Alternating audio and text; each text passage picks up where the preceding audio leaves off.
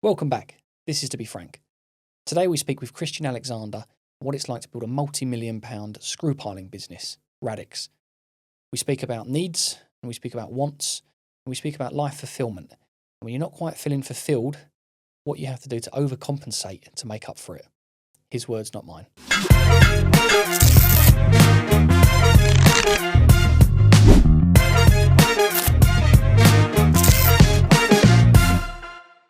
In short, where I am today is, if you combine lots of lessons learned, the adjustment of being a dad, I finally got a forever home now as well, which is, it feels like it's grounding me a little bit. I'm surrounding myself with brilliant people, including yourselves, for example, but, surrounding myself with people that I'm working with on a daily basis. I'm absorbing maybe their calmness, for example, and it's allowing me to maybe take a different view on where I am today and where I want to go. Do you think you can do it alone? Oh, Do you think anyone can do it alone? I don't, me personally, no. And I've been on that solo mission.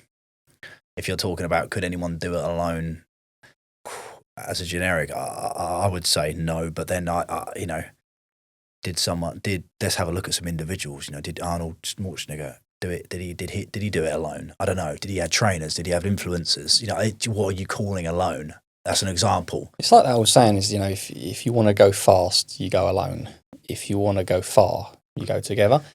And as I've kind of got a little bit older, I'm still I think of myself as fairly young, 28. I've kind of realised that more and more over the last 5, 6, 7 years. I started my business in 2018. And I've noticed that as we've got bigger as a team, yes, the initial wins and the progress and the quick sort of decisions have slowed down a lot. But it's almost like an autopilot. The amount of effort I have to put in personally doesn't require anywhere near as much as it did at the start to sort of keep the momentum going. Mm. And I don't think you can do it alone per se. And alone to me means shutting everyone out. Mm. No, I don't need that help. No, I'm going to do this thing myself. Podcast room here. Could I do this alone? Yes. Would it be perfect? Maybe, maybe not. Maybe in my eyes it might be. It would be, if you want it done right, do it yourself. Mm. But you can't do everything. And I listened to a little bit of a podcast last night, which I wanted to ask your opinion on this. Is what's more important? If I said you right, Christian, you got to go out and become a millionaire again. You go, I haven't even done it this time. But if I said you got to go out, sort of start a business and grow it up to 10, 20, 50 million, but you can only do one thing exceptionally well, either quality or consistency, what would it be? Now, I am a stickler in here, and they know that I like everything. That was in that podcast? No, it wasn't. Oh, but right. He was talking about, it's actually Stephen Bartlett, and it was one of them sort of like one-to-one. It was just him on his own.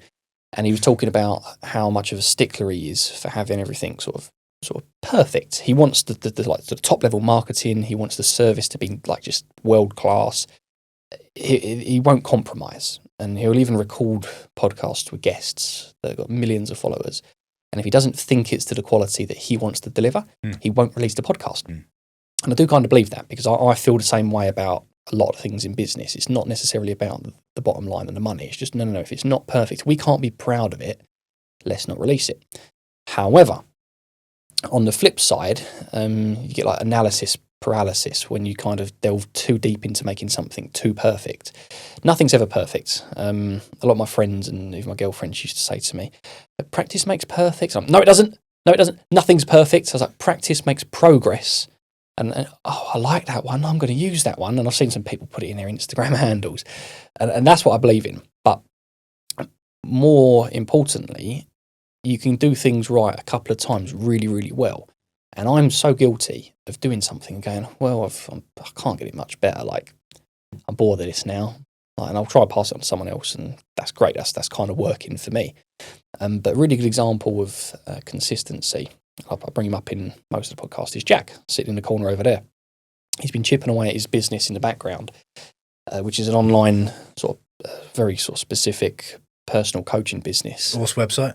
What's the website? No, it's Jack We're Clark Fitness. plugging it. We're It's plugging it. Jack Clark Fitness. Jack Clark Fitness. Go check him out. But his success with that, and it's like the hockey stick. Nothing. He just kept going at it for year after year. And there's no way that you could say I am the best in the country. That it's impossible because he's got no history. He's got no sort of transformations. And all of a sudden, he started getting people because he was so consistent with it, and he was so consistent with his own routine and his own health that it's kind of built up. And now he's sort of starting to see the hockey stick effect, where it's just like, oh, actually, he's started to take off. And he's had more kind of inquiries in the last month than he did in the first 2 years. And I see that in my own business quite a lot. It kind of compounds so quickly later on that you have to start doing all the consistent things now. But I wanted to get your thoughts on that, of like the quality sort of consistency. Do you ever get that conflict, the little devils on your shoulders of like the balance of like, where do you go? Like, do you just get it fucking done, or spend another couple of days just crafting it and sculpting it? So I'm not too sure which one comes first. I think you work on one, and then you need to then work on quality, and then you need to work on consistency. Obviously, ideally, you run them in parallel. I think it takes time to understand how you run them in parallel. Obviously, it's quite vague here. We're talking about consistency and quality. We're understanding. It can be with anything. Yeah, exactly right. It can be with your personal health. I would say, ideal world, you run them in parallel. Yeah. But you have them. You need to you have your experience, and I think it takes a little bit of time to understand what that is. I think you need to understand of what does quality mean to you, to the business, to your client, for example. Understand that, break that down into sections, write procedures for it, embed it into your team, embed it into your values, embed it into your marketing. It takes time. It takes lessons learned, and then your consistency. Hitting that nail on the head every time in the same spot. Again, run them in parallel. Well, where's the time where you've actually, if you want to admit this on air, where's the time where you've actually compromised quite a bit on quality? Oh yeah. To get the consistency, or just to get something done because it needed to get done? Is there a time that springs to mind? You're like, not a time in particular, but let's take training, right? Quality of training to your staff members. And I think we're all guilty of it. You bring someone onto the business, you just expect them to swim, right? Or you just expect them, because you're bringing on an administrator, for example. You're bringing on someone in accounts who's had zero experience, or as in the software Zero or Sage, right? So you expect them to come in and better use your Sage and or Zero accounting software just because they're fucking come from that background.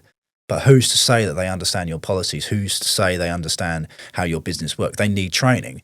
And how many of businesses actually give our staff the quality of training they deserve to make sure they pass and not fail, right? And I've definitely learned over the years, I haven't given the attention that training needs, the attention that my staff need to succeed. And so that's where, for example, on quality, because it's not just about product. We could go, quality of making a cup, for example. That's not what I mean. Quality that we're going to put into our new staff members, for example, to make sure they pass, not make sure they fail. The team that I've got, they're literally, they're thrown into the deep end, right?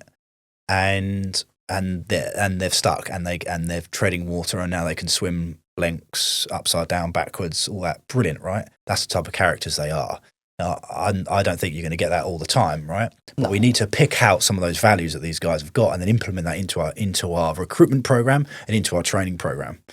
And so lessons learned, make sure whenever we take on a new staff member, we give them the quality of training that they deserve. As an example. Yeah, it's a tough one. I mean, we've currently it's so boring to talk about a podcast, but we've just written out, I think, a 90-page, this is just one document, one of several, a 90-page document on our SOPs. And I found as we got bigger, again, when we were smaller, you could do it all alone. It was like the lone wolf kind of mentality. I have control of everything. And we never had callbacks. We'd go like 6, 7, 8 months without a single problem on a job, like not even a bit of flaky paint. Now, it's, I hate to admit it, but it's a lot more frequent than it was back then. All right, we're doing more work. Yeah. That does play into it. But also as well, like you just said there, it's the training, it's the education. It's a lot of people have, or new people to come in, especially if they haven't got experience in the industry, they haven't got the same finesse that I would have when I'm doing my job. Yeah. So trying to sort of like implement that is so difficult, and you can't be everywhere at once. And that's where like the whole employing a team and getting people on board, understanding your vision, the values, and what makes the company tick is so important. Because if they get it and they click and they start rowing in the same direction as you, all right, they might be not rowing as fast, but at least there's 20 of you going in the same direction. And that's when you start to sort of make them big leaps and bounds that you can never do on your own. Yeah. So I suppose, the more you're talking there, the more I'm understanding the question a bit more. But if you can get the quality right, you then can step up the consistency. And then when you start seeing the quality dropping, you need to then focus on trimming the quality element of it. Once you've trimmed it up at that pace, you can then step up the consistency again, right? It's no different to changing that voice note up to ×5. You're like, oh, I need to slow down a bit so I can listen to it. Then you speed it back up again. And it's just, learning as you get faster, as you grow. And, cool, if I knew what I knew today, and even just 5 years ago or 2 years ago, it'd make a hell of a difference. Sure. Yeah, so I used to, when my parents and they used to say it to me, if I knew what I knew when I was your age, and you go, shut up. But I even think it now. If I knew, 8 years later what I know now, and I had to start a company tomorrow, people go, do you reckon you could start another company? And the thought of doing it makes me feel ill a little bit, like starting something from scratch. I'd much rather buy in, have them systems and processes, because it's a very laborious, long, grueling process to get them together. But yeah, like it's a scary thought, actually. A scary thought. But look what you've got, tools you've got nowadays. Like you said, you've written that 90-page document, which I would assume AI has helped you produce. Massively. Yeah, massively. But also we can probably overdo that. 90 pages might be just a bit too much. We just slim that down. We need to make it a bit more human. As an example, because I'm like that too, right? And so we have to slim that back. I think today, starting up a new business, we've got so many more tools available for us to create a new business. And if it wasn't, I talk about AI and we're going off topic a little bit, but if it wasn't for AI tools, I probably wouldn't be so further forward with my training programs and my procedures and administrational stuff that I need to have in place to bring on that team member, because I struggle with that. I'm quite dyslexic in that way. So it's really helped me. It's so helpful. I tell myself, though, that everyone's doing it, but they're not. It blows my mind, like how many things I come out with. I'm like, I built some AI trading bots the other day. If my colleagues and girlfriend are listening to it, they're probably rolling their eyes because I haven't shut up about it. But I'm not a coder. I'm not massively interested in sort of. I like creating things and I like creating automations. But I'm like, can you not get your head around like what I've just done? Like, I don't really know how to use Excel properly. I certainly do not know Python. I don't know code. Yeah, I've just been speaking to this bot for a couple of hours. I recoded it. No, I didn't recode it. It recoded itself. Yeah. Claude recoded this bot. There were 3 bots, actually. 3,800 lines of code on each one.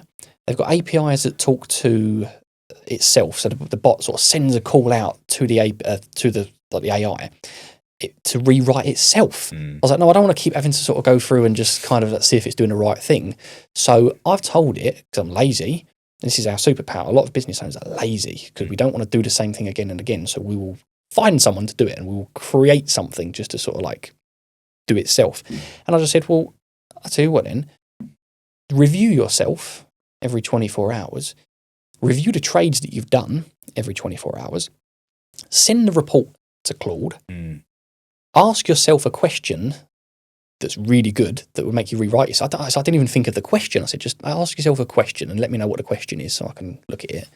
And then basically review yourself and then send the code back to the bot when it's shut down over night time to rewrite itself. And I've uploaded it to a cloud server. But I didn't know how to do that. It's a VPS. I learned what a VPS was the other week. It just set one up. It cost a couple of pence a day and it's doing it for me. And it's trading whilst I'm sitting here. And to go back to your original question, that will allow us to do quality and consistency at the same time, right?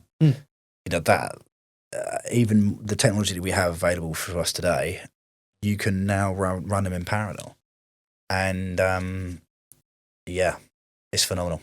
It's a super. I think it's dangerous as well because recently I heard from quite a reliable source that AI similar to advertising in Google, it chucks out what you want. It chucks out what the reader, like us, the consumer, wants to see.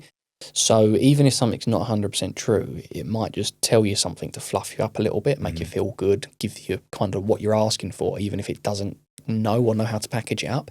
We've got to be really careful that we can't completely lean on it. And I think we're seeing it quite a lot now. Like LinkedIn, it's just a load of AI dribble everywhere. And I scroll through and I'm like, shit, all the emojis in it. I just want someone's honest, day, a problem, a solution, whatever it might be. Just be honest, be a human. It's keeping it on track, isn't it? I use the analogy. It's a 5-year-old that's a genius, right? You can ask it. It might want to fluff you up a little bit, like you just said, but you've got to keep it on track. You got to have your AI policies. I've worked on our own policies, our AI policies. So you start using AI, you start producing brilliant SOPs, and you start sharing it. You create prompts, and I've got a lovely Word document with all my prompts in, and I've got procedures, and I've got job specs, and I've got everything all written, and I've got marketing ideas all created by AI. And all of a sudden, I feel like my little 5-year-old's starting to drop crayons on the floor again, and I asked it not to. It's an example, right? So I just need to pick those crayons up and say, please don't do that again, but you can drop them in your playroom, no problem. It's an example. So they're your AI policies. And I've actually started to slow down the amount of work that I'm doing with AI to actually work on my policies, my rules, right? The rules, the AI rules. Give me one rule. Tell me what's a rule that you recently come up with. Don't go off piste without me telling you. Is an example. When did it bite you? Is it bitten you? Yeah, so you know yourself. You're working on a document, you're working on a policy, working on a procedure, and you could just slowly see it. You're drifting off, right? And it's making sure you're bringing that AI helper back on track with your end vision. And so I would say that's something that I work on a lot. Have your team got access to it? No. So until I write the policy, I know some people use Copilot to help do emails, etc. That's fine, and we've had meetings around making sure the email's human, making sure no bold text, commas and full stops only, and just a human touch rather than you can clearly. I can tell a Copilot email from miles off. What do you think about marketers for a business? Like you're saying you're going to hire a new marketing person full time this week, and I agree. I am I'm well up for that. I still think we need that human touch, that bit of flair. Why don't we do this? This is a good idea. This is stupid. Like, let's do it. And I think we still need that and to structure it and put it all together. But you get some people that go like, you can just use AI, and this is the people who are using it. It's that I've got AI. It automatically scrapes my thing. It writes the LinkedIn post. It posts it this time, and I don't even need to do anything. I just kind of give it a couple of bullet points of things I want to talk about for the week. I'm just like, you're missing the point. Yeah, but if you get the policies right, you can do that. And what I mean by policies, procedures, your own AI procedure, making sure it's keeping it on track. If you've got that right, then yes, I agree with you. No worries. You agree with that person. Yeah, you can use AI for this. That's fine. But as long as it understands your brand and your brand guidelines, it understands the way you want to communicate to the people. It understands, the rules. If it understands those rules, then yeah, let it do it. But what we don't spend enough time on is writing those rules and making sure those rules are repeated. Because if you don't repeat those rules, it goes off on a tangent. Not being funny, you can use AI to help you write the rules. Correct. As long as you read it. Correct. You don't have to physically do the tapping and typing. Correct. So I think people have, again, it's still very early days. This is like, internet's just come out. Google's just released its first thing. But I still don't think the general population and a lot of business owners are using it, one, to its full potential, and two, even if they are using like the maximum power, they're not utilising it in a proper way and in a safe way. I think that's where people think, AI is going to take over the world. Yeah, but probably not in the way you think. Yeah. It's just going to be everywhere. Also, going back to your question a second ago, do I let my team use AI? Not yet, but we will do. But just remember as well, we're talking about tech here. We're a construction company putting screw piles in the ground. Why is AI relevant to that? You've got machines and you're putting in these steel tubes into the ground. Yeah, for sure. But it's so our USPs is about our experience and our solution and our engineering and all the stuff, the front end stuff. The screw pile bit is, I would say, the easy bit. I have no doubt, but this time next year, in my business, we'll have a full-time person working on AI. I have no doubt.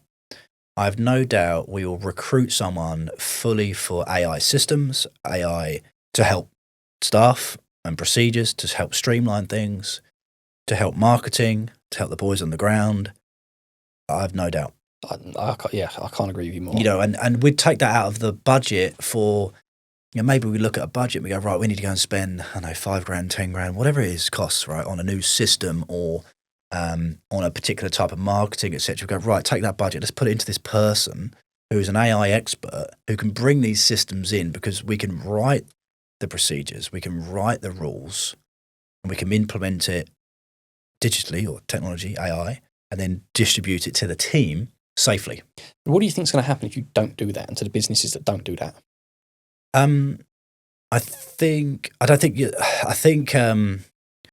maybe it's not yet, but I think if you don't start changing to the way the world's going, which is more AI-based search, AI-based technologies, etc. So the efficiencies as well. Exactly. We're going to fall a bit behind. Now, I don't think that's now. I think it could be in maybe 5 years, or for example. But where it is for me, I want to accelerate my business by 10 times, for example, or 5 times. I need something that can accelerate with me. And so therefore, these AI softwares. I think it's like any new tech. You know, there was an interview of Steve Jobs getting asked about the BlackBerry. He's like, do you think you can compete with BlackBerry? And he just kind of shrugged and he's like, well, we'll have to see, won't we? And BlackBerry was so confident. We've got 50% market share. People love our little buttons. But then they just wasn't moving with the times. They didn't move away from the buttons. It's the same with like pay-per-click. When did you first start using pay-per-click? Because I started this on pay-per-click. It was my first job, my first bit of advertising. I'd see the power of it before in a company that was quite entrepreneurial that I was working for. And I was like, they're just paying to get people to visit their website, and then they have a nice website, and then they call up. And then all I've got to do is just answer the phone and do my job. And I was kind of scratching my head, and I was looking at the numbers and what it cost. I was like, well, I can do that. Like, I can set up a website. I've done a little GoDaddy website, got some pictures. Some of them were like not AI generated at the time. They was like, what do you call it? Shutterstock. And I spent £1,200 in pay-per-click, which for me at the time was like a month's wage. So it's quite a lot. I was like, I'm going to put it in there. And then all of a sudden, within 2 weeks, I had like a $2,500 job come in. I was like, oh, is that it? Like, I didn't have to go out knocking on doors, didn't have to print any leaflets. I just created the website. And we'd done this for a couple of months. And we were just sort of booking work in. I was sort of subcontracting left, right, and centre to who are now my competitors, but they were just subcontractors at the time. And they would call him out. I was like, Frankie, where are you getting these jobs from? Like, we haven't quoted for this, and we're doing millions and millions of pounds. We're based not that far from you. We've maybe worked for this customer in the past, but like, how have you got that? Like, you're working for a BP refinery. Stupidly, I was just like, oh yeah, I'm using pay-per-click. And I told them, and I was like, oh, okay, thanks. Cheers. Like 2 weeks later, their website went from like a single page kind of thing to like a fully overhauled website of all images, and that. They completely copied my website. And this happened with 2 companies. And all of a sudden, I see the ads starting popping up next to mine. So now I'm competing for them. Because go back 8 years ago, it wasn't as big in my industry. Not many people knew about it. Well, so the people in your industry, and I hope this doesn't take any offence to anyone in your industry, is an old school industry, right?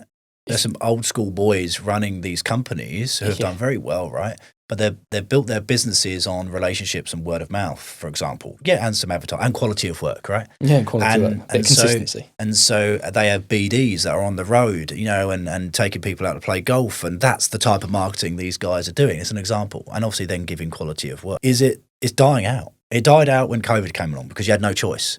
You couldn't take these guys out anymore. You couldn't interact with them. So the only way to do it is try and get them online, right? And so the digital era obviously started years and years ago, but I think it really boomed during COVID. How else are we going to be able to connect to individuals without going to go and see them and shake their hand and give them some donuts, as an example, right? Because and then before you knew it, like you say, that's happening.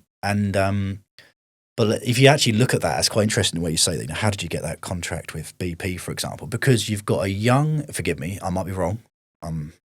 You've got a young estimator or it's come on working for that business, and someone said to him, right, I want you to go and get someone to price this job, please, to a new individual who's joined the business, probably young.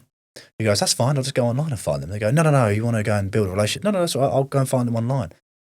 Yeah. And they've typed in line painting, for example, right? And they've found your website, they've interacted with it because they appreciate digital, they appreciate a good website, and that's how you got that lead. And that young generation, that tech generation of searching for it has created that, what you just explained. I think there's been a bit of a transition for years, because my grandparents, they would have said like reputation is everything. And you can only build that through the consistency, through the quality, and through the word of mouth. But we've shifted, and I don't know if I like it or not, but now it's more image is everything. It's what you put out there. We might be, I mean, we're not, but we might be sort of like the worst at our type of work. We might be terrible at it, but we get a couple of nice pictures, and we have a really good sort of sales team and someone that's great on the phone, and we've developed that little process. Well, we're going to get work. And there's some massive companies out there that are like that. Their customer service and their actual execution is pretty bad, but the way they portray themselves and they market themselves, they get shitloads of work coming in. I don't quite agree with it, because they might not necessarily get the repeat customers, but it does exist. It does exist. And I hate to say it, but maybe it is the way forward for a lot of people, for a lot of businesses. We're changing our view on it at the moment. It's Google Click and Google itself as, if you're saying pay-per-click, right? I'm just using Google as an example. Even LinkedIn ads, for example.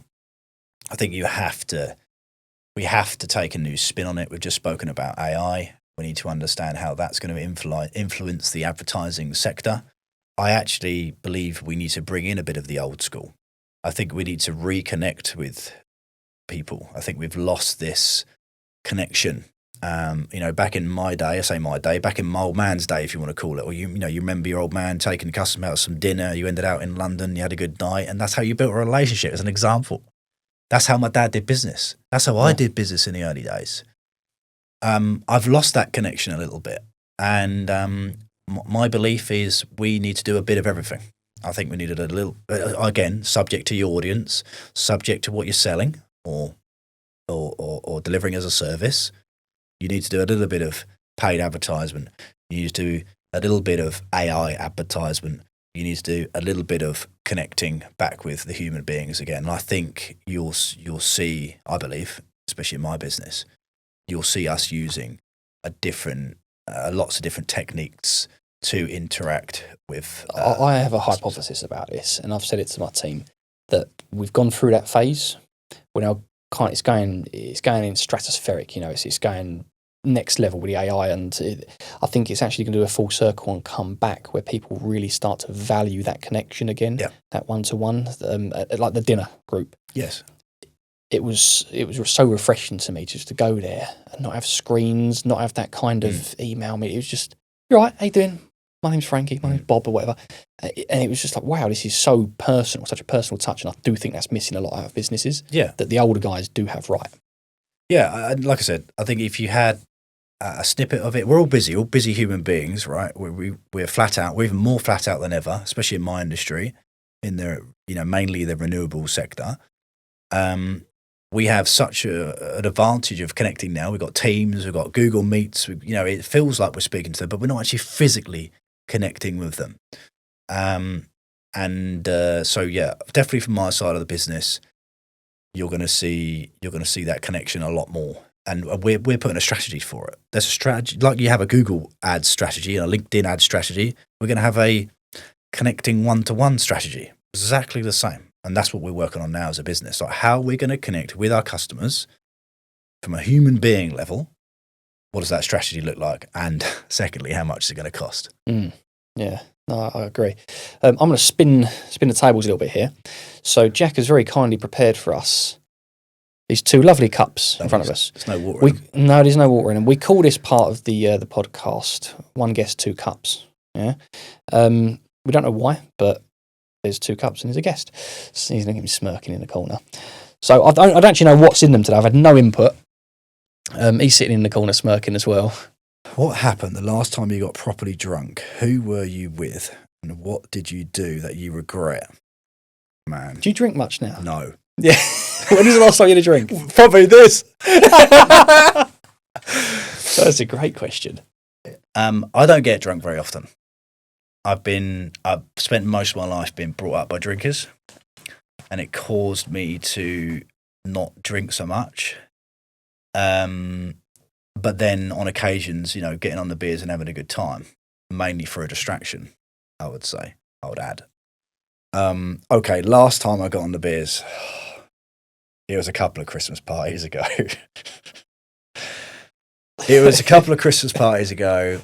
As in work Christmas parties. I remember. I don't usually drink shots, to have shots, because I know that shots send me over the edge. And it's a Christmas do, and we always meet at the works Christmas do. We meet in the office. We meet in the office because we go to like an event, and you're going to share this podcast with your work lot. No, they're all there, so they all know, right? And it's not that bad, to be fair. No. We always meet in the office first, because by the time we get to this event, you get there at 7, it finishes like 12:30. The night's over, so we always meet in the office early. And I remember coming out of the office, right, because we have nibbles and we have some beers, Christmas lights, music, all good fun, and everyone comes to the office and we go in the boardroom, we have drinks and music's going. It's good fun, right? Probably better fun than the actual event where we go to.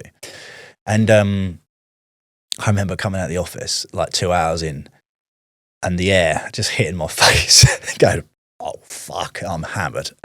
And this is like 7 p.m. And so we go to this event, and the drinking continues. This is 2 years ago. I know it's because it's not far, just gone Christmas, right? It was 2 years ago, and shots going down, and then I just remember just completely blank. I just remember just waffling off to my missus and to some of the staff, whatever, and I can't remember what I was talking about. I remember just being in a taxi. I felt really emotional, and there wasn't anything massively tragic that I did something funny, got naked, whatever. That didn't happen. But what I do remember in the next day was how unprofessional it was from a, I'm not a CEO. I don't class myself as a CEO. I don't class myself, but I am a business owner. But a lot of people do. That's the thing. Yeah, right. Yeah. But I thought, do you know what? A massive lesson learned.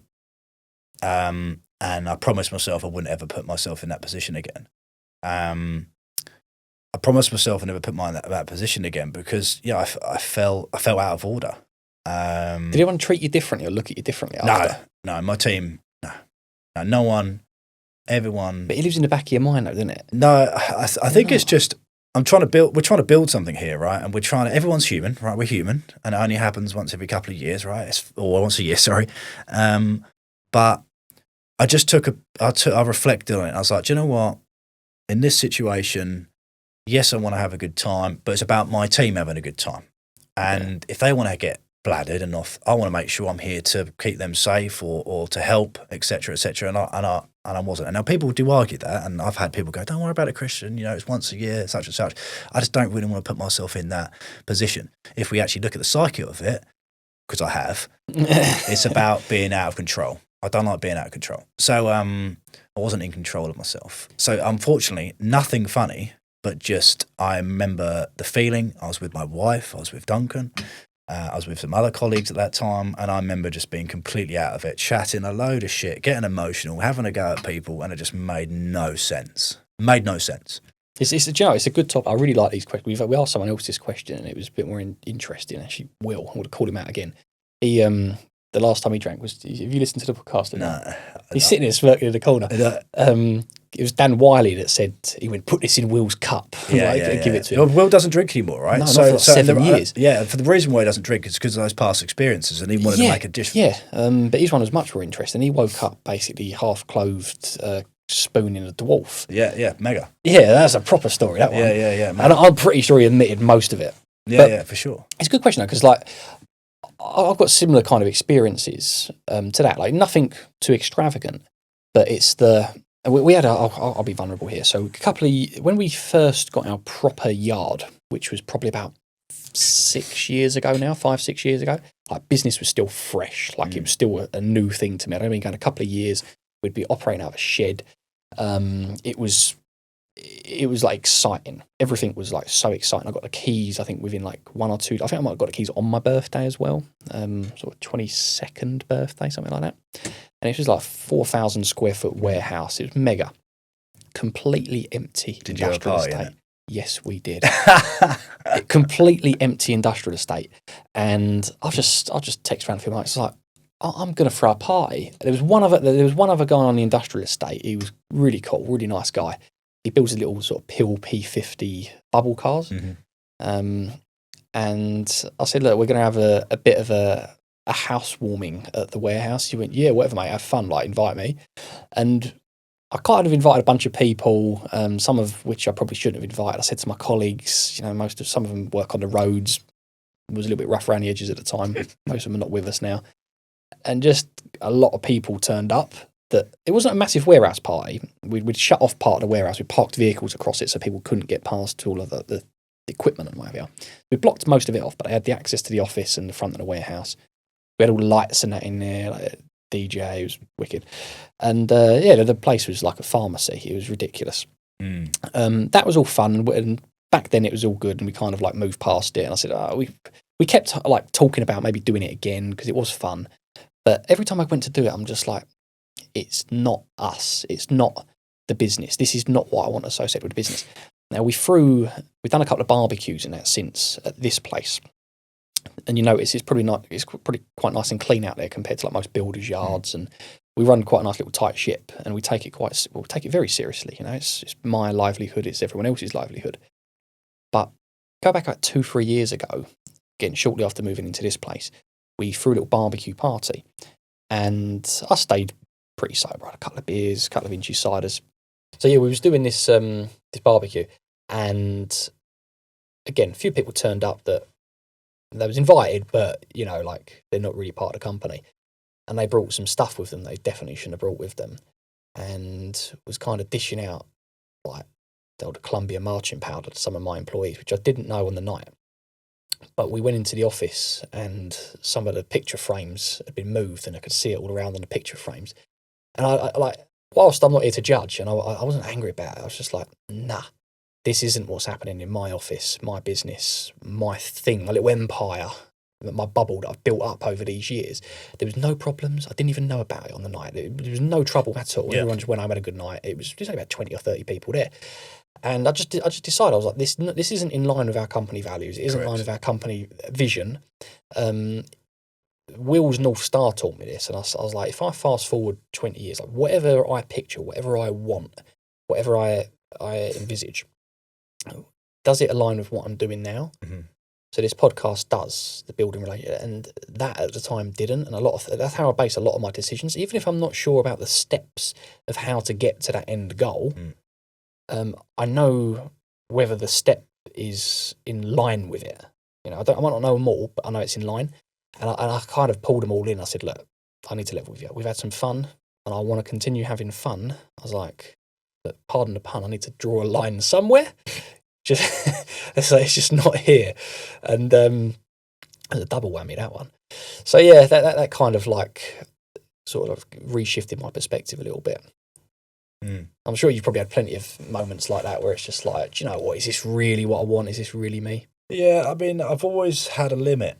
And I would say the only time I get to a limit and then I stop if I'm having a few beers or if I'm out. Also, one thing is if I've ever gone slightly outside that limit, I've always been in the surrounded by the right people to for me to feel safe to be able to go outside that limit. Like some people say I'm a bit too serious, and I think that's maybe because of just life, right? I rarely go. Who's been saying that?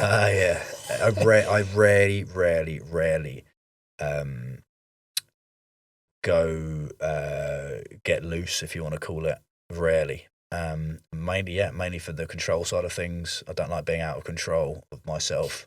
And if I ever do, I do it in the comfort of people who have the same values. Powerful. Right, I think Jack's pointing over at the blue cup. I think we've got to do the blue cup now. So this one's a little bit softer. I apologise, it's the same question as what you asked your other guys, but there we go. No, it's you want to take that one out? We got it. Okay. Well, what's a risk you took in your career that generally kept you up at night? Fuck me, it's every day, right? A risk that keeps me up at night. That kept me up at night. Generally kept me up at night. A risk. I'll tell you a risk that is probably not a risk that you think is related. A risk, we're probably saying, done something dangerous or, done a deal that you're a bit nervous around. A risk that keeps me up at night is not concentrating on my pipeline. Okay. Right? So what I mean by that, or sales pipeline, marketing, that front end stuff, that keeps me up at night. Not a lot, not as much now, but it has done.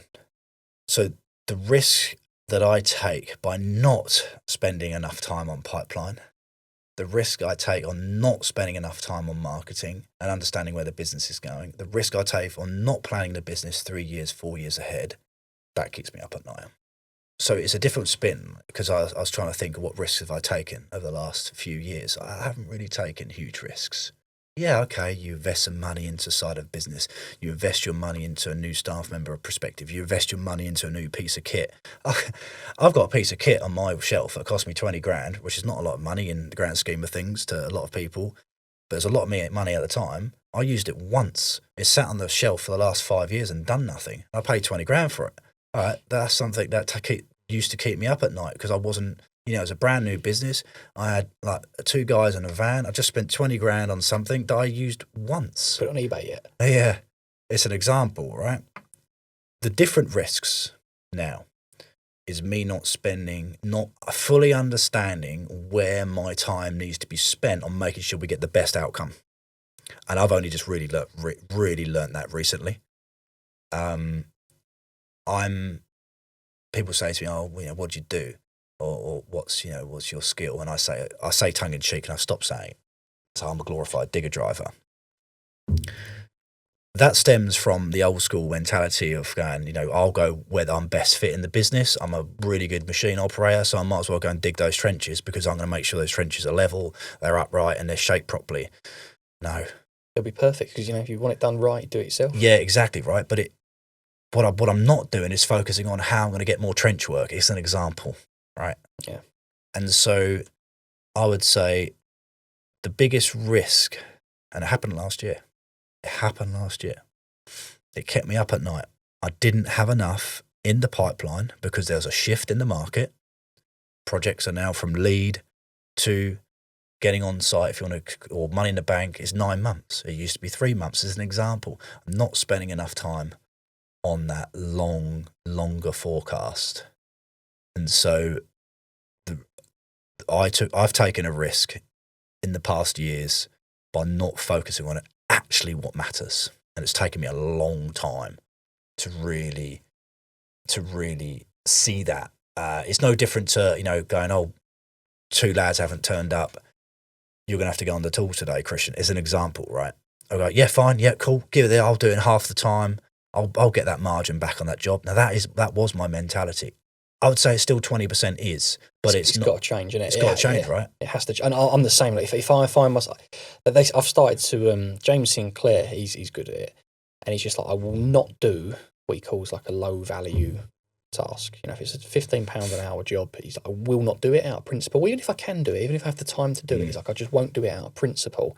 He's like, because if you don't fill your day with high value tasks, it gets filled with low value distractions. I totally agree with you. I work, it's very off topic, right? But it's still related. I worked out my hourly rate the other day.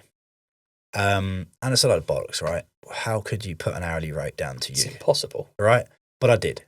I worked out my hourly rate because I was going to meet someone. This is very random, right? I was going to meet someone for a meeting. I turned up at 9:00 and they said, this person's not here yet. I was like, okay. They go, if you go and sit over there, I'm sure they'll be along soon. And I was like, well, what do you mean sure? Like, do you know what time they're arriving? Like, no. Okay. They didn't offer me a coffee, nothing. Bear in mind, I'm visiting an events place, right? You'd have thought they'd go, if you sit, I'll get you a coffee. I apologise they're late. Right, if somebody, they're there in a minute, right? I sit there for 10 minutes, 15 minutes. I thought, do you know what? There's poor service, first of all, but it allowed me to spend a bit of time calculating my hourly rate because this whole mind shift change. You want to bill them for right? This whole mind shift change around what I should be focusing on. What is the most important thing do I need to be focusing on an hourly basis every day? Because that's where my most value is. And yes, we get distracted and we get pulled off piece, etc. But I've created this chart to go, I need to make sure, bare minimum, I spend 50% of my time on sales and marketing. 50% of my time, right? I can't give 80. Let's be realistic, Christian. You can only give 50% because where I am in my business and the structure of my business, the best I can do is 50% of my time. Well, if you go back 6 months ago, it was probably 10% of my time. So I've made a massive shift towards 50% of my time. And then I've split the rest of the business up into 10%. And that's where I spend most of my time. It all comes down to team, obviously. It all comes down to, having the right team, having the right mentors, having the right training, all this. And it's allowed me to shift that. And yes, it's taken me a long time to get there. I'm a little bit slow. But I've taken too many risks in not creating that structure, that mindset. You need to slow it down as the business understanding my gets value, bigger. right? Understanding my value. Yeah, you need to slow down as the business gets bigger as well. Because when it starts, you can just go at it. Yeah. And I would say that my business partner Callum has really, really helped me see that. He's a bit older than you, isn't he? He's older than me, but he's a lot calmer. I always talk about cricket, right? I'm not into cricket, but I went to a cricket school, and my wife is very is calculated. She's looks 2 runs quick, 1 run, very calculated, right? I'm 6, bosh.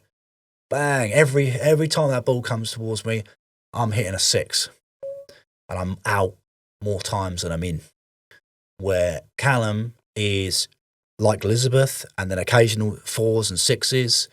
Elizabeth, the reason why I say that is because Elizabeth's in accounts. She's either FD. She has to make sure that the coast is clear before she hits a 6, for example. More risk adverse, right? No, but she does hit 6s, but it's just an example, right? And then I've got Duncan in the middle there. Those guys have allowed me to understand what 1 and 2 runs can build up to 300 runs, right? Mm-hmm. And I'm out more times than I'm in. And I've started to become, a batsman, if you want to call it. I don't understand cricket, so you have to forgive me, I'm using the wrong terms, right? A batsman that can now look at 1 and 2 runs, but also hit 6s and hit 4s. Now, I'm still learning every day on this, but that's how I view it. I used to be 6s. That's the team thing, though. That's the team thing. Yeah, for sure. But it's the senior management team. Yeah, you can't do it alone. We're going to start wrapping up there. I'm going to sort of give you a bit of a holistic question. So we know each other. We've known each other for a little while now. I've done a little LinkedIn post a couple of years ago about how you've got a boat and you inspired me. I remember that one. But you've, and from what I understand, you've achieved what most people would see as great success. You've seen lots of money come through your hands, and you've also seen it probably leave as well. More than more than the average. You've got friends that are in the same boat as you, pardon. And you had a lovely car. You was very excited to buy this lovely car. Go back probably a year ago, and then I asked you, "How's the car going?" Sold it. Was it brand new? Was it near enough? Yeah. Near enough, brand new. Nice and shiny.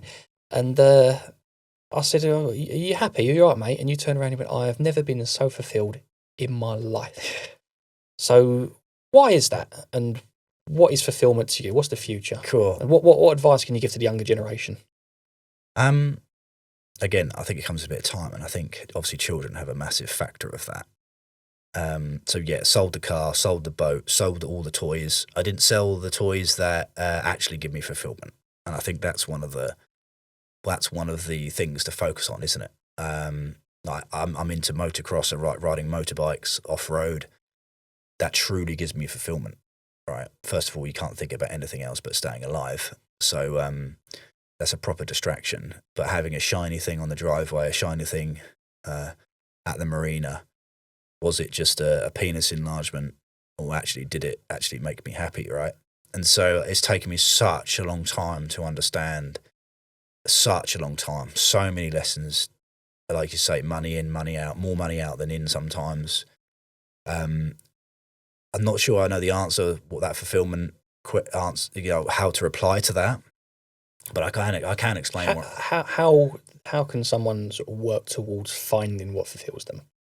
I think it's finding what you love, finding what is at peace. Now I know there's loads of people out there on YouTube and Instagram that have found peace. Cool, happy days for them. Trying to find peace when you're surrounded by shiny things, right, and distractions, and not getting distracted. I'm a boy. I like shiny things. Like, oh, shiny things. Like, if I was a pike or something, I'd be literally catching that lure all the time because I'm into shiny things, as an example. And I've had to stop that temptation. What was the advice you gave me? What was the very short advice you gave me in a roundabout way? I can't remember. Oh, God. Do you remember what it was? Yeah, you turned around and said to me, you just need some you time. You need to go find yourself. You need to just do something, be away from it for as long as possible. And then it just clicked one day. Yeah, it does. Again, I don't like giving advice because it's all about the user. For me, yes, taking a step back from the moment, getting rid of some of the distractions, some of the influences, the chemicals, different to if you're into alcohol, if you're into smoking, you're into taking drugs, you need to take a step back from that. You can't take a step back from work because you're here to make a living, you're running a business. So that one you have to deal with separately.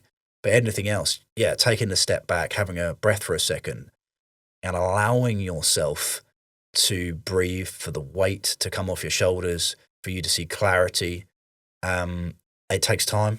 It doesn't happen overnight. It takes weeks, it takes months, it takes years.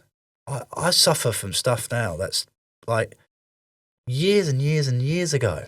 And I'm still working on it. Also, another thing is not trying to do it all at once. But taking a step back for it is definitely one. But go back to your original question about being at peace with things. Yeah, again, it's taken me a while to appreciate what I've got in front of me. What do I have in front of me? I have a beautiful, loving family. I've got a beautiful, loving team. I've got my business partner is amazing. It gives me so much support and drive. I've got brilliant friends like you guys around. It's a brilliant position. I get to travel with my work. I have a beautiful home. I eat in some lovely places, an example. I need to be happier where I'm at. And yes, I'm striving forwards, but sometimes I'm striving for this shiny thing that actually is probably not making me happy. It's probably making me sad.